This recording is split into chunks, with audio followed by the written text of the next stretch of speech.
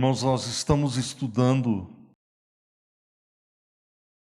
começamos no domingo passado a falar sobre, já no domingo anterior, falando sobre os decretos eternos de Deus.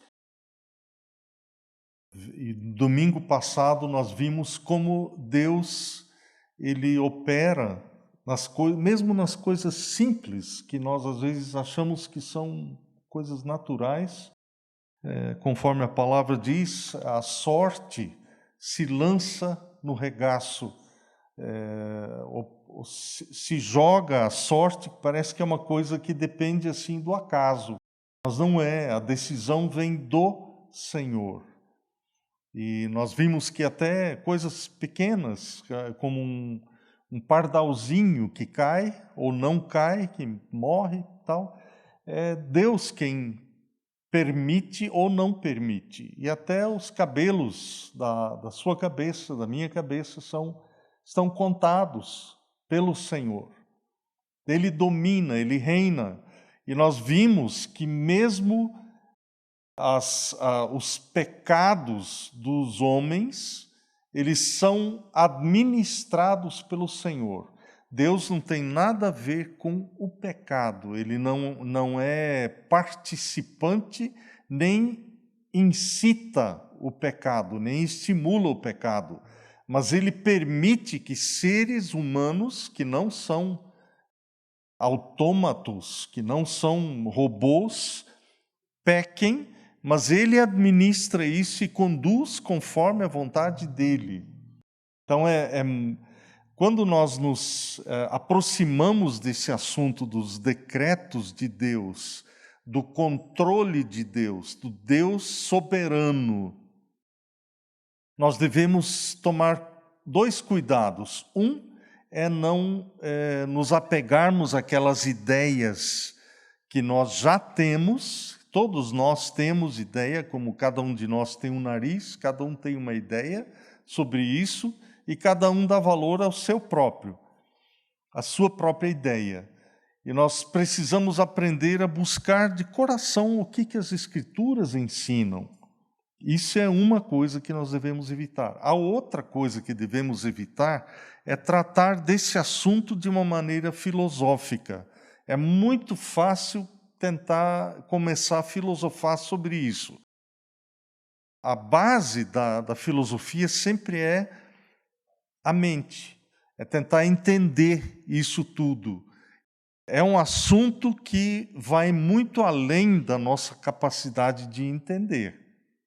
É um assunto que nós vemos o que as Escrituras dizem sobre essa questão de Deus administrar, governar o mundo e, ao mesmo tempo, Ele não participa do pecado, mas Ele usa o pecado dos homens para realizar a vontade dEle.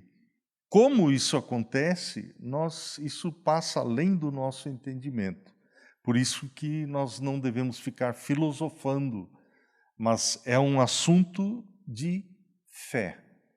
A fé, um dos aspectos da fé é aceitar aquilo que a Escritura diz, aceitar com simplicidade. E encerrar, não deixar nossa cabeça, nossa mente, fazer perguntas que as Escrituras não nos autorizam a fazer, a ficar perguntando. Há um momento onde, reverentemente, por assim dizer, eu tenho que tirar o chapéu e tenho que segurar o chapéu aqui e dizer, isso eu não entendo. Isso está além da minha mente. Eu não consigo entender, mas é a Escritura que diz. E a Escritura não pode falhar. Então, eu posso depositar todo o meu peso aqui em cima, eu não entendo, assim como José, na história de José, que nós vimos que os irmãos venderam José lá para o Egito, eles realmente planejaram o mal contra ele. Eles intentaram o mal, a intenção deles era fazer mal para ele. Mas Deus tornou isso em bem. Todo aquele pecado dos irmãos, Deus mudou, Deus transformou em bem. Para os próprios irmãos que fizeram mal a José. Então, graciosamente, Deus mudou isso. Agora, entender, nós não entendemos. Nós vemos o que aconteceu. José aceitou aquilo pela fé. Ele disse, olha, não foram vocês que me mandaram aqui para o Egito, mas foi Deus quem me mandou. E, na verdade, quem mandou foram os irmãos. Mas José viu a mão soberana de Deus o levando para o Egito. E lá, Deus usou essa situação toda para preservar a vida da família dele, a família dos egípcios, né? Todo o povo egípcio. E hoje o nosso objetivo, é olhar em alguns outros textos das Escrituras que nós vamos ver como, continuando esse mesmo pensamento de Deus administrando as nações, administrando o próprio pecado de pessoas para a glória dele, mostrando como ele governa. Em todo esse tempo, em todo esse nosso exame das Escrituras, nós vamos nos aproximar com reverente temor, com simplicidade de coração e ver o que as Escrituras dizem sobre o assunto. O primeiro texto que eu queria que vocês acompanhassem, Salmo 22, o versículo 28, que diz: pois do Senhor é o reino, é Ele quem governa as nações. Do Senhor é o reino, é Ele quem governa as nações. Cada nação tem seu governo, cada nação tem uma pessoa ou mais pessoas que governam, mas acima dessas pessoas que governam está o Senhor. Dele é o reino, Ele é o governador, Ele é quem governa as nações. Ele governa aqueles que governam. O Salmo 103, o versículo 19, também fala sobre isso. Abra sua Bíblia lá. O salmista diz a mesma coisa.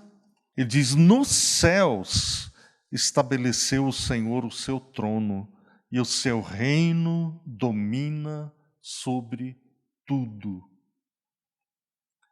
O governo de Deus, o Senhor reinando, Ele estabeleceu nos céus o seu trono e o seu reino domina sobre tudo. À medida que eu absorvo isso, à medida que eu medito nisto, à medida que eu oro a respeito disso, mais do que entender as palavras do português, que nós entendemos o que está escrito ali, está em português, está na nossa língua, mas eu preciso ter uma visão mais ampla do que isso. Isso é só, por enquanto, está aqui só na minha cabeça, mas eu preciso aprender isso na prática, no meu dia a dia. Como é que eu posso fazer isso virar comida para mim?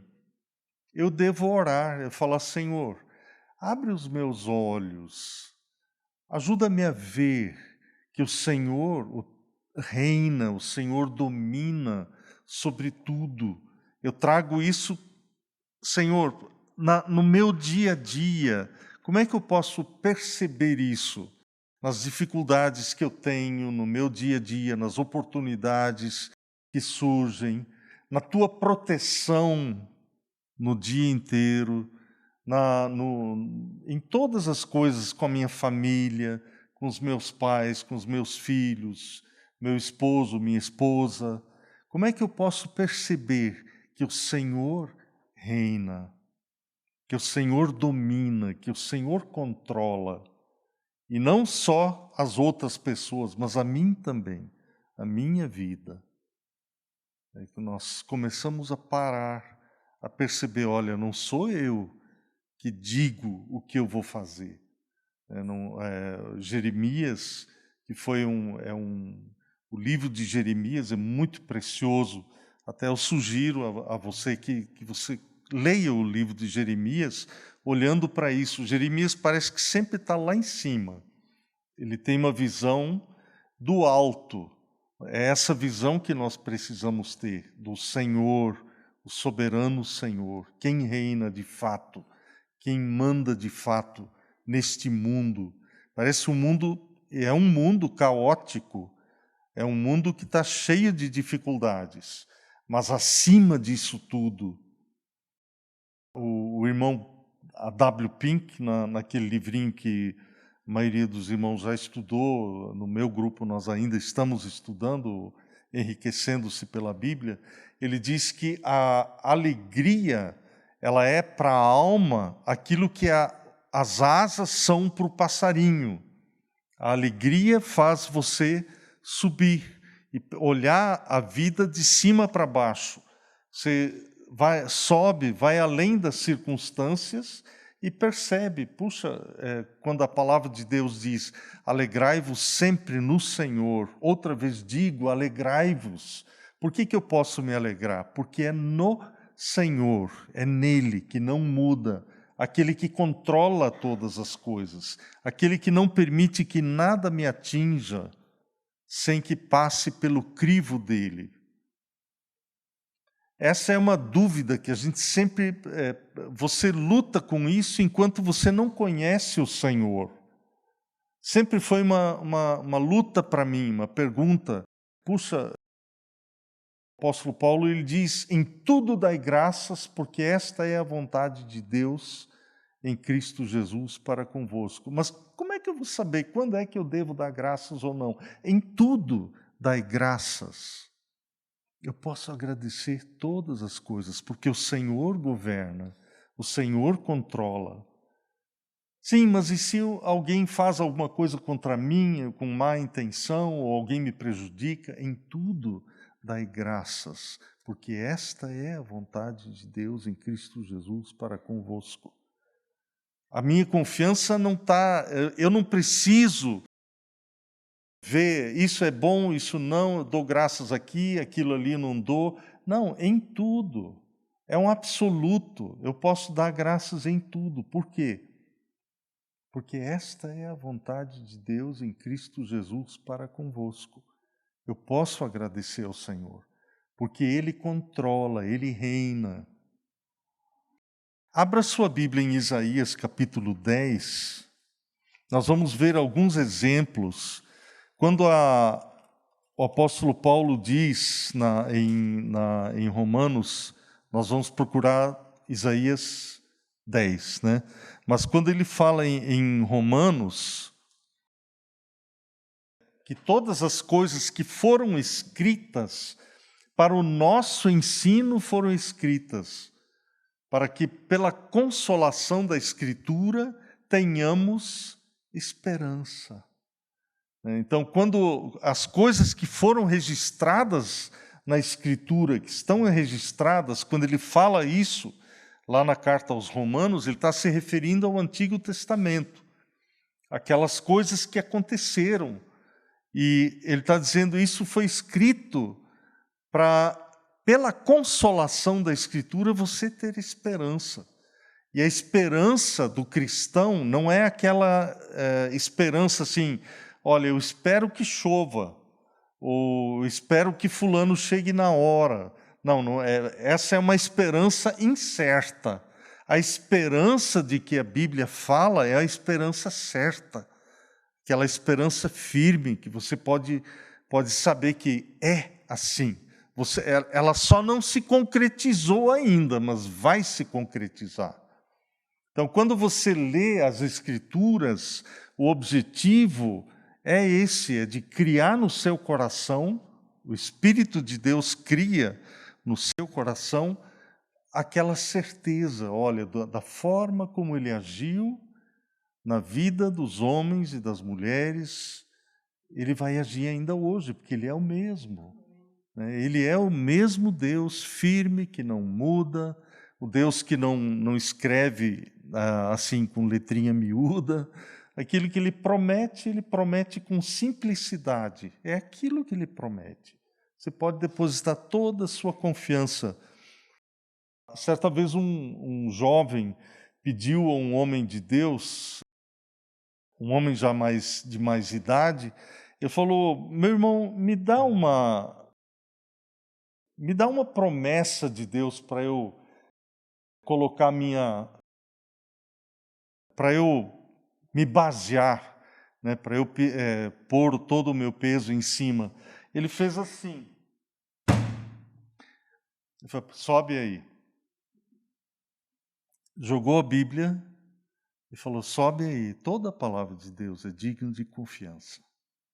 É simples, o homem era um homem cheio de Deus, um homem cheio da palavra.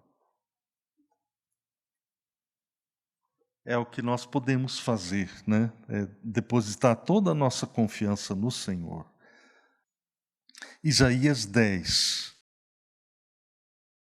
É uma profecia contra a Assíria, que era um reino.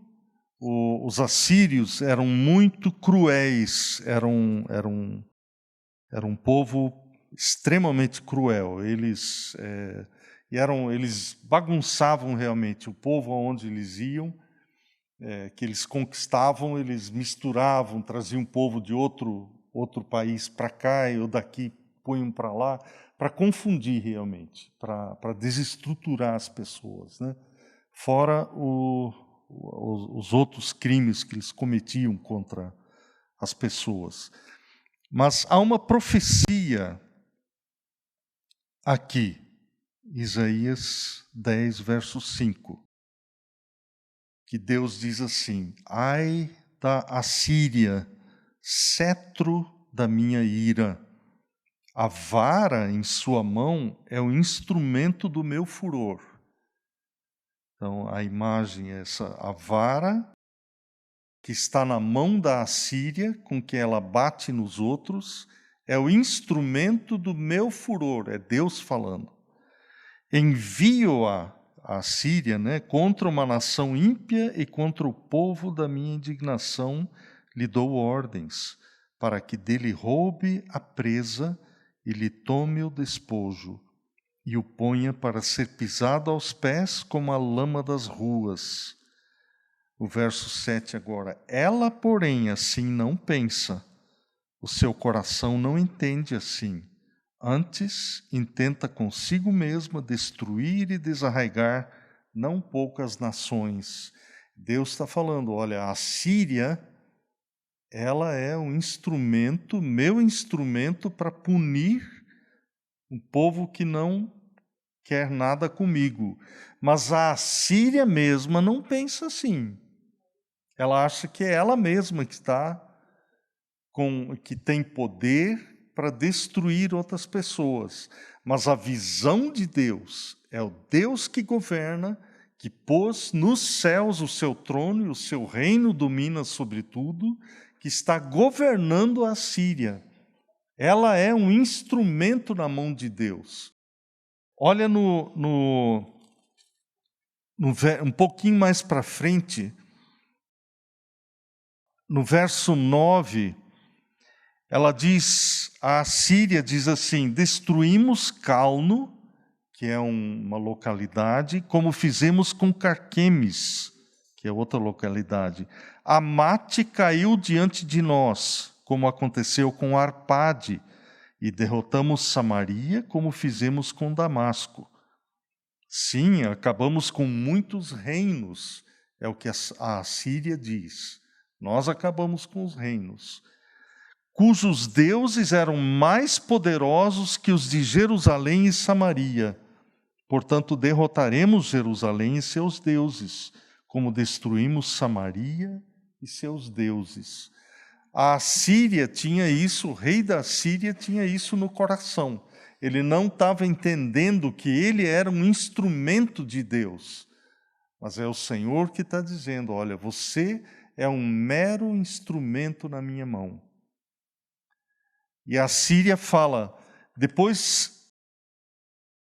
Aí o Senhor continua, depois que o Senhor tiver usado, no verso 12, depois que o Senhor tiver usado o rei da Assíria para realizar seus propósitos no Monte Sião e em Jerusalém, ele se voltará contra o rei da Assíria e o castigará, pois o rei é orgulhoso e arrogante.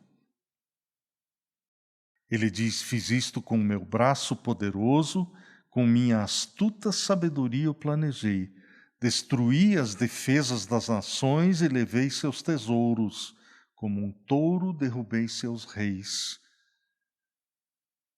O rei da Assíria dizendo o tempo todo, fui eu que fiz.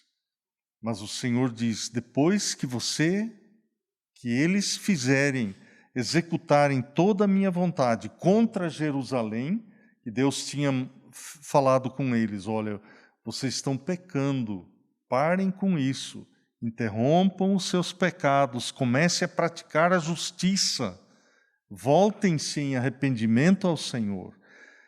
Se vocês não fizerem isso, eu vou mandar o castigo de Deus. Mas Deus diz o seguinte para o rei da Assíria, depois que ele fizer isso, ele realizar o que eu mandei, eu vou cobrar dele, ele é responsável. É aí que nós vemos, nós temos que ir com muito cuidado, entender que não é Deus quem provoca o pecado, mas ele administra o pecado do homem. Havia uma cobiça no coração do rei da Assíria, a soberba, ele se achava, ele achava que era ele que estava fazendo isso tudo, mas Deus estava administrando, Deus usando a Síria como uma vara contra o seu povo, mas a Síria sendo responsável diante de Deus, e Deus refreia. Se Deus não refreasse o mal, o pecado que existe no mundo, isso aqui seria um inferno. Então Deus põe um anzol, sim, na boca dos poderosos. Eles só vão até um certo ponto. Essa é uma das razões porque nós precisamos tomar muito cuidado quando falamos das autoridades. Porque a palavra de Deus, o apóstolo Paulo, em Romanos 13, ele diz que toda a autoridade foi instituída por Deus. Quando Pilatos fez uma pergunta ao Senhor Jesus e o Senhor Jesus não respondeu nada, Pilatos disse, você não sabe que eu tenho autoridade para te condenar ou para te absolver? Aí Jesus respondeu, ele disse, olha, se do alto de cima não te fosse dada autoridade, você não teria autoridade nenhuma. Você tem autoridade porque você recebeu lá de cima. Esse é o modelo. O Senhor Jesus não falou mal de Pilatos, ele só mostrou, falou com ele, olha, você tem autoridade porque você está recebendo. É só quem tem autoridade que pode delegar autoridade, né? E quando nós... isso é um pecado muito comum entre o povo de Deus, falar mal das autoridades. A ordem que nós temos é orar pelas autoridades, suplicar e orar pedindo que Deus abençoe a autoridade para nós termos vida tranquila, para termos uma vida de paz, que possamos viver de acordo com a vontade de Deus, aquilo que o Mores leu hoje de manhã, né? De modo digno do Senhor, que possamos viver dessa forma. Quando nós começamos a entender que Deus é a suprema autoridade, e todas as outras autoridades estão debaixo da autoridade dele, nós começamos a entender, eu não posso falar, porque se eu falar mal da autoridade humana, eu estou falando mal de Deus. Se eu resisto à autoridade humana, eu resisto à autoridade do Senhor. A autoridade ela é instituída para o nosso bem ou para a execução. Se nós nos portamos mal, ela é executora da vontade de Deus sobre a nossa vida, né? Quando, como pais, nós disciplinamos os filhos, passamos a varinha, o chinelo neles, né?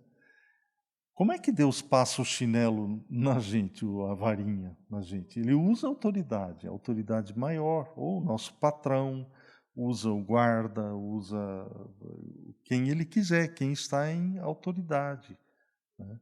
Então a gente tem que aprender a ver, a discernir que Deus nos disciplina, nos corrige, usando a autoridade que Ele instituiu, né? Pode ser que a autoridade não se comporte como deveria se comportar, mas ainda é autoridade, né? Eu tenho que me submeter. Isso vale em casa também, a questão dos pais com os filhos, da esposa com o marido com a esposa, né?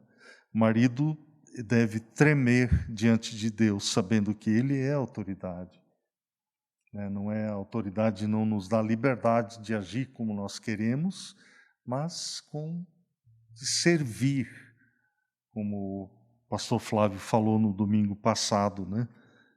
O maior sirva, né? Quer ser o maior, sirva, né? Então, e estar em autoridade é sempre com a visão de servir, né? De serviço. Um outro texto que eu gostaria de chamar a atenção é no segundo livro dos Reis, no capítulo 24, os 4 primeiros versículos. Diz assim a Escritura: nos dias de Jeoaquim, que era um rei, né, subiu Nabucodonosor, rei da Babilônia, contra ele, e ele por 3 anos ficou seu servo. Então se rebelou contra ele. Então Nabucodonosor dominou Jeoaquim, que ficou seu servo, depois ele se rebelou contra Nabucodonosor. Versículo 2. Agora, enviou o Senhor contra Jeoaquim bandos de caldeus e bandos de sírios e de moabitas e dos filhos de Amon. Enviou-os contra Judá para o destruir, segundo a palavra que o Senhor falara pelos profetas seus servos. Com efeito, isto sucedeu a Judá por mandado do Senhor, que o removeu da sua presença por causa de todos os pecados cometidos por Manassés, como também por causa do sangue inocente que ele derramou, com o qual encheu a cidade de Jerusalém. Por isso o Senhor não o quis perdoar. Olha no início do verso 2. Enviou o Senhor contra Jeoaquim bandos de caldeus e bandos de sírios. Eram pessoas que não conheciam o Senhor e tinham cobiça no coração.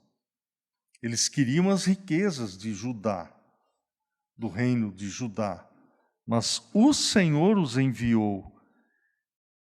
Aqui a Escritura mostra Deus administrando a cobiça, o pecado daqueles homens, ministrando a disciplina sobre o povo dele. Então, Deus usa mesmo o pecado das outras pessoas para nos disciplinar. O que eu devo fazer numa circunstância dessa? Quando alguém peca contra mim, quando alguém faz alguma coisa que é pecado, roubo é pecado, eles roubaram.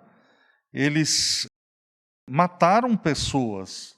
Matar É pecado, eles cometeram pecado contra o povo de Deus. O que eu devo fazer numa circunstância dessas?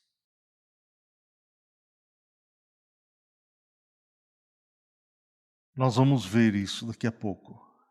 Jeremias 29, versículo 4. É um texto extremamente precioso e nós temos que ler com bastante atenção. Assim diz o Senhor dos Exércitos, o Deus de Israel. Não é uma pessoa qualquer que está falando. É o Senhor dos Exércitos, o Deus de Israel. Assim diz o Senhor dos Exércitos, o Deus de Israel, a todos os exilados que eu deportei de Jerusalém para a Babilônia. Quem deportou os judeus para a Babilônia? Quem levou para o exílio? O Senhor. Mas como é que Deus fez isso? Através de quem? Nabucodonosor. Deus enviou Nabucodonosor, o rei dos caldeus, que cobiçou aquela terra e levou para Babilônia. Mas Deus diz: fui eu que fiz isto. Foi Deus quem fez, o homem executou, mas foi Deus quem fez. E Deus usa, é um outro exemplo de como Deus usa o pecado do homem, e nós vamos ver depois que Deus cobra isso do próprio Nabucodonosor. Ele teve que prestar contas, chegou a hora dele, quando ele também teve que prestar contas diante de Deus, mas ele foi um instrumento de Deus para tirar o povo lá de Israel para levar para a Babilônia. Então, o Senhor diz: eu deportei os exilados de Jerusalém para a Babilônia, fui eu. No mesmo livro de Jeremias, capítulo 51, aqui Deus fala mais ainda, começando no versículo 20. Ele diz assim: tu, Babilônia, eras meu martelo e minhas armas de guerra. Por meio de ti, Babilônia, despedacei nações e destruí reis. Por meio de ti, despedacei o cavalo e o seu cavaleiro. Despedacei o carro e o seu cocheiro. Por meio de ti, despedacei o homem e a mulher. Despedacei o velho e o moço. Despedacei o jovem e a virgem. Por meio de ti, despedacei o pastor e o seu rebanho. Despedacei o lavrador e a sua junta de bois. Despedacei governadores e vice-reis. Por meio de ti. O Senhor, olha o verbo, sempre é na primeira pessoa. Eu despedacei. Por meio de ti, eu usei você como instrumento. É o Senhor administrando, é o homem executando os seus maus intentos, mas é o Senhor operando, supervisionando, controlando, não deixando ir além daquilo que Deus quer, nem ficando aquém daquilo que Ele quer. Essa é a visão de Deus.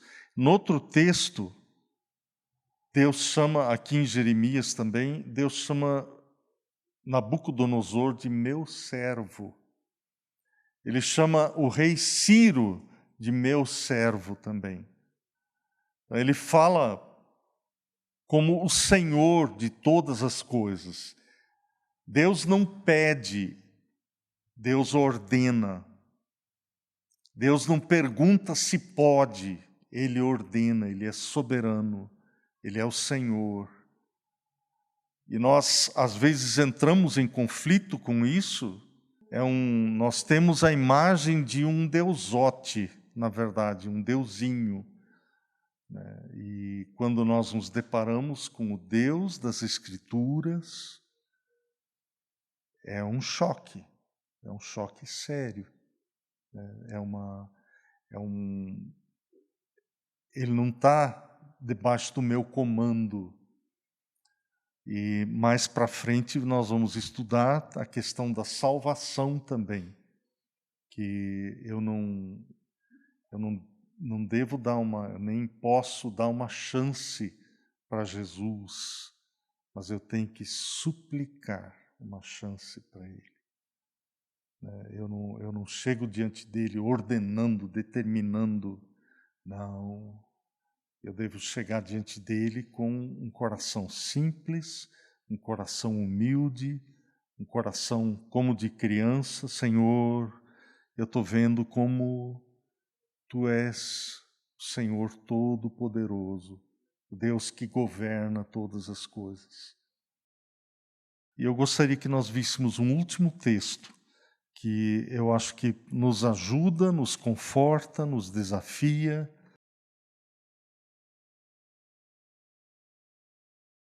Eu perguntei como isso pode fazer diferença na minha vida, como é que nós devemos nos comportar diante de uma circunstância assim, quando outras pessoas me fazem mal, quando outras pessoas investem contra mim, ou alguma coisa acontece comigo.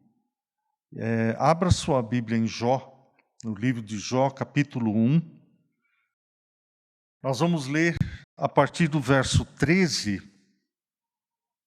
até o final do capítulo. São alguns versículos. Acompanhem na sua Bíblia. Jó 1, 13. Sucedeu um dia em que seus filhos de Jó, seus filhos e suas filhas comiam e bebiam vinho na casa do irmão primogênito, que veio um mensageiro a Jó e lhe disse: os bois lavravam e as jumentas paciam ou pastavam junto a eles. De repente deram sobre eles os sabeus e os levaram, que era um povo, um povo ímpio, um povo não de Israel. E os levaram e mataram aos servos a fio de espada. Só eu escapei para trazer-te a nova. Falava este ainda quando veio outro e disse: fogo de Deus caiu do céu e queimou as ovelhas e os servos e os consumiu. Só eu escapei para trazer-te a nova. Falava este ainda quando veio outro e disse: dividiram-se os caldeus em 3 bandos, deram sobre os camelos, os levaram e mataram aos servos a fio de espada. Só eu escapei para trazer-te a nova. Também este falava ainda, quando veio outro e disse: estando teus filhos e tuas filhas comendo e bebendo vinho em casa do irmão primogênito, eis que se levantou grande vento do lado do deserto e deu nos 4 cantos da casa, a qual caiu sobre eles e morreram. Só eu escapei para trazer-te a nova. Era uma desgraça atrás da outra, uma tragédia atrás da outra. Ele perdeu, em questão de pouco tempo, ele perdeu tudo, até os filhos, os bois, jumentos, camelos, ovelhas, tudo ele perdeu. Era mal, um dava um relatório de uma coisa, vinha outro e já uma coisa atrás da outra. Olha a reação de Jó.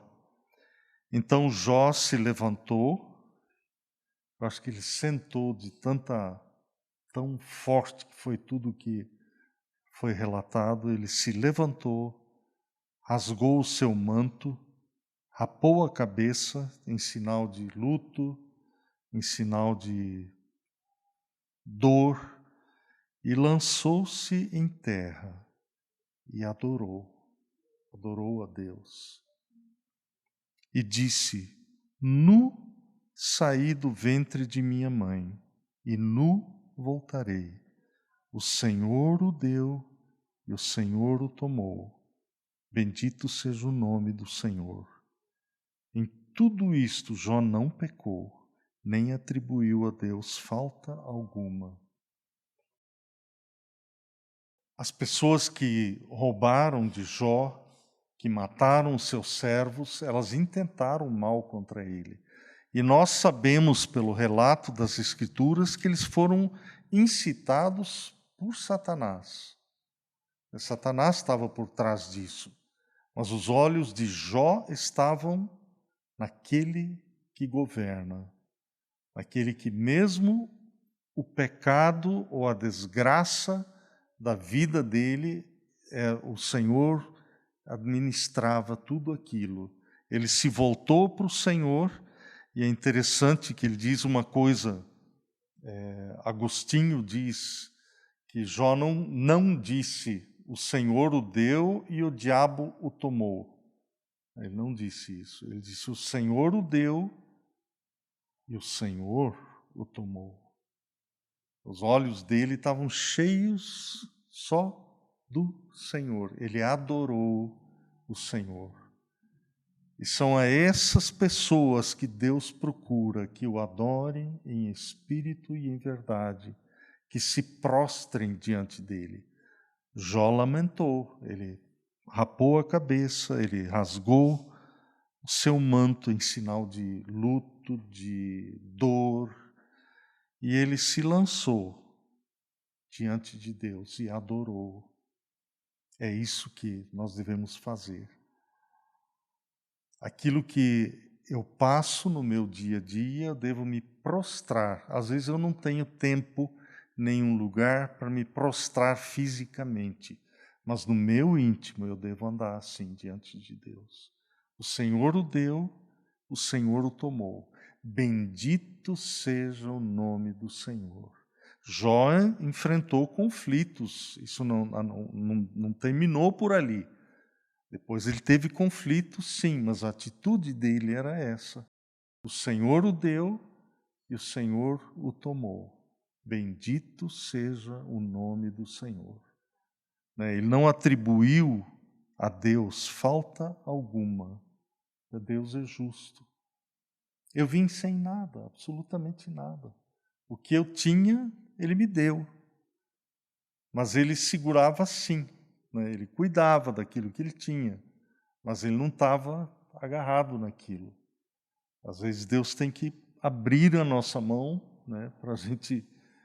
Mas é dEle. O que eu tenho e sou é dEle. A minha reputação, as coisas que Ele me deu para cuidar, são dEle. E Ele me deu, e se Ele quiser, Ele toma.